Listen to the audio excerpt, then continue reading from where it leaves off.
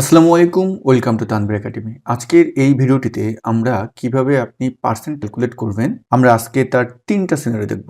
প্রথমে যেটা আছে সেটা হলো যে আমার টার্গেট যদি ৫০০ থাকে এবং সেল যদি ৩৫০ হয়, তাহলে আমার অ্যাচিভমেন্ট কত হবে?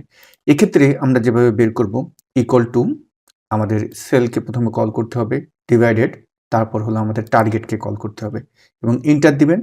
আপনার এখানে ভ্যালু আসতে পারে, উপর থেকে জাস্ট পার্সেন্ট কল করে দিবেন, তাহলে এটা পার্সেন্টে কনভার্ট হবে।